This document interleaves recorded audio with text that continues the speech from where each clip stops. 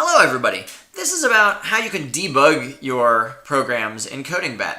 And actually it's not going to be in CodingBat, you're going to abandon CodingBat. So let's just pretend we're writing a solution to max triple and seems pretty good, and we run it and it seems like it's passing some test cases and failing others. So how can you start to debug? How can you start to understand what's going wrong? Usually to debug, what you have to do is look at values inside variables. Some line of code in here is working differently than the way that I expect, but very often it's too hard to tell just by looking at the code. What's going wrong might not pop out at me. So what I have to do is I actually have to see what numbers are inside those variables and is it what I expect. The problem is, inside CodingBat, you can't use system.out.println to display variables, and that makes it really hard to debug. So let me show you two good ways to debug. First, we'll use Replit, which is an online IDE, and then next, if you have Intellij, you could also use Intellij. So go ahead and copy whatever code it is that's not working, and then let's go to Replit. Replit, I think I sent you a link to this. It's repl.it/languages/java10. So this is what it looks like, and this is just like regular Java code. So you can click run, and it'll take a minute to compile and run, but that's just hello world. Okay, let's make this a little bit larger there. What you want to do is you want to paste in the code that's not working and then run it on the inputs that it's failing for, because then you can actually print out variables and see what's going on. So I'm going to paste my code here. It's indented kind of grossly, so if you hit this button, that will auto-format. After a second, this all takes a little second to run. Hello. Okay, there we go. So in order to debug, well, let's go back and figure out what input was it failing for. So it looks like when the input was the array 153, it was failing. So let's go back over here, and instead of running hello world, I want to run my own method. I want to run max triple. I can see that it's going to return an int, so I'm actually going to save the result into a variable called result. So I'll run max triple with the right input and save the answer into result. And then I want to display the result. Okay. So even though in CodingBat it's displaying the inputs that way, that's really just for you as a human to read. This is not a valid way to make an array in Java. So let's do this. On the line before, let's make our test input. And you know that in Java you can create an array with some pre-initialized elements using the curly brackets. So you do have to know enough about arrays to actually create your test cases here. But this has made my test case. Now I'm going to give it as an input to the method that I wrote. And here it's saying cannot make a static reference to a non-static method. You don't know what static means yet, and it's a little bit hard to explain right now in this video. But for the moment, let's just say make your method static. So you'll put the word static right after public. All right, so let's go ahead and run it now, and it'll take a minute. Okay, so it's giving the output 3 that you can see here, and that's wrong because it should be giving me the maximum of these three numbers. So it should be giving me 5. So that means that something's going wrong.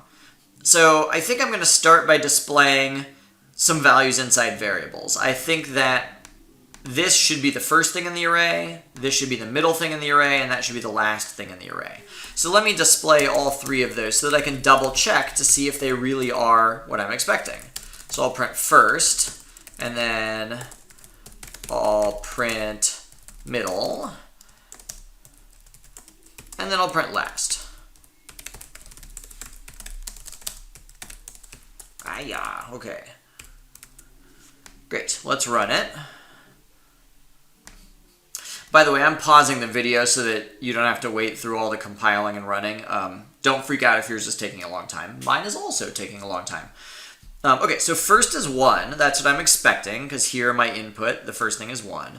It says middle is 1, and that seems wrong. And then it says last is 3, which looks okay, although I know what the problem in this code is, and that's actually just a coincidence.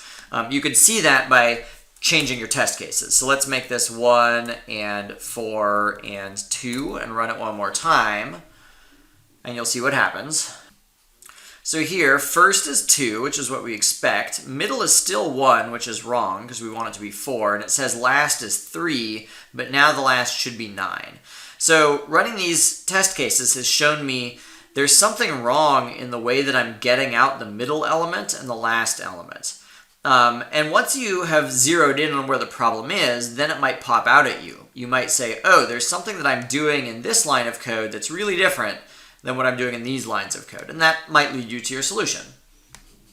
In general, though, the lesson here is to debug, you have to run it with the failing input, and then you have to display what's inside your variables so that you can figure out where is it starting to go different than what you were imagining when you wrote the code in the first place.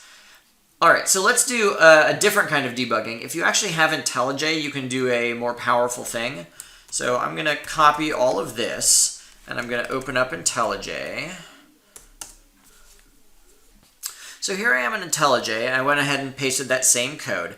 I'm going to show you how to use something called the debugger. So inside the left margin here, if you click on, let's say, the first line in this method that I'm trying to debug, it'll insert a little red circle. That's called a breakpoint. Now if I click the little bug button that's directly next to the play button, is this going to run the right program? No. So hold on, I'm going to right click here on this play button, and now I'm going to say debug. And what that will do is it's going to run my code, but when the execution reaches this line that the breakpoint is on, it's going to pause. So right now what's happened is the code is running, but it's paused right on that line.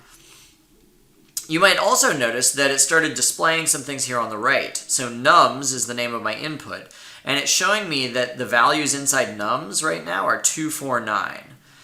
You can now run the code one step at a time by clicking this button or this button.